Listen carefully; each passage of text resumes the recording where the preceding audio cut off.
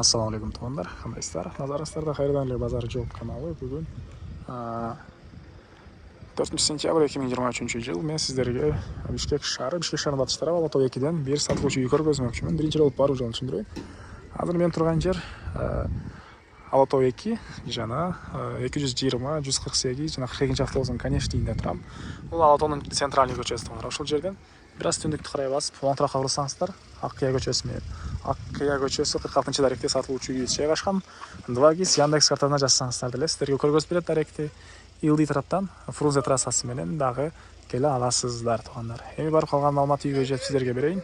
Мынакей тугандар, келүү жолун түшүндүргөнчү бүгүнкү чыгыштагы сатылуучу үйгө да жетип келип калдым. Бул үйдүн көчө тараптан көрүнүшү. Эң эле чыгыш чегара мынакей бул жерден башталат. Эң эле батыш чегара мынакей бул жакка чейин тугандар. Жалпысынан жердин аянты 500 соток. Көчө тараптан көтөрүңүздар забор тугандар. Дарек. Ак Кыя көчөсү 46 дарек болуп калды. Дарбазага деле 46 үй деп жазылып турат, көрсөңүздөр тугандар. Дагы эмне маалыматы? Мектепке бул жакта Ала Тоонун мектебине жана Новопавловканын бул жактагы экинчи мектебине барып келет экен балдар тугандар. Электр энергиясы бар, газ бар. Газ киргизилген. Дагы эмне маалыматы? Эми хоросуна кирип калган маалыматты берейин сиздерге. Так.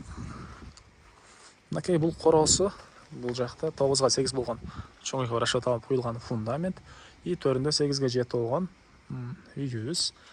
Стенасы кирпич тугандар. Стенасы кирпич жана тышкы тарабынан утеплителден тышкы тарабынан текстура чачылыптыр. Тегерентте пескоблок менен забор кылынган.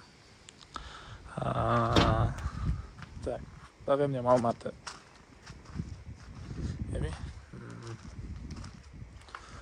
үйдүн ички тарабына кирип калган маалыматты берейин. Айта кетчү нерсе, документи боюнча айтсак, техпаспорты бар. Анан бул жерлер мурдакы эле конуш тугандар, эч кандай кызыл китеп боюнча проблемасы жок. Просто үй ээси өзү ошол техпаспорт менен эле жашай берген экен. Кызыл китепти алган эмес экен. Эгер кызыл китеп алам десеңиздер, сиздерге өткөрүп туруп, купли-продажа менен. Ошол эле учурда кызыл китепти канчага алсаңыздар, ошол акчасын төлөп беребиз, өзүнө кызыл китепти жасатып алат дейт. Негизинен могу үйлөрдүн баарында эле кызыл китеби бар. Кээ бирде ушул Война Антоновкада мурдакы эски конуш айылдарда ошол кызыл китеп алган эмес, азырга чейин албагандар толтура эле бар. Ошол сыяктуу эле бул ээси дагы кызыл китепке көңүл койгон эмес экен. Алсаңыздар, сиздерге купли-продажа менен өткөрүп берип, техпаспорт менен анан сиздер өзүңүздөргө кызыл китеп жасатып, ошонун акчасын берет экен, сиздер өзүңүздөр жасап аласыздар. Анан бул үйдүн кире бериши, прихожкасы түз жүрсөк, бул жерде бир бөлмө. Батыш тараптан терезе, отопление батареялары, полдор. Жыгачтан болгон пол экен. Үй көрүп турганыңыздардай ремонт. Отопление, паровой отопление, чугунный батареялар орнотулуптур. Дагы эмне маалыматы? Так. Кирген дом тарапта, бул жерде отоплениянын котелу жайгашкан бөлмө. И бул жагында душ, суу аристон менен жылыйт. Негизинен газовый котел койсоңуздар деле болот экен. Газына киргизилген.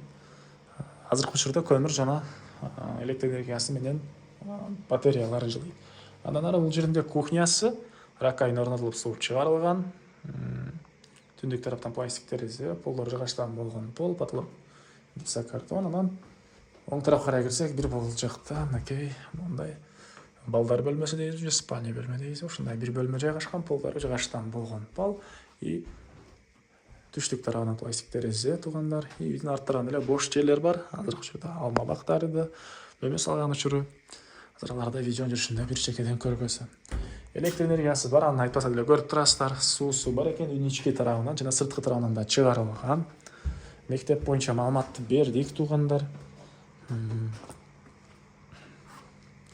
Бул мынакей 9га 8 болгон фундаментибиз. Ылдый тарабына подвалга да расчет алыныптыр. Мынакей арматуралары тышталып, негизинен 1,5 этажный үйгө расчет алынып куюлган фундаменттер. Фундамент. Бул үйдүн батыш тараптан көрүнүшү жана үйдүн шыктарына жатканга чейин тротуар куюлган тугандар. Бул жакта мынакей алма, өрүк, вишня бактары. Мынакей чегаралар мындай пескоблок менен, бул жагы мындай цемент менен тосулган тугандар. Так. Дагы эмне маалыматы? Бул жакта бир банясы. Анан киргенде эле сол тарапта көрдүңүздөр, катарынан складдар жайгашкан. Азырда кээ бир жерде отун канасында отуну да бар экен. Алар да калат туугандар. Бул жакта катарынан мондай складдары.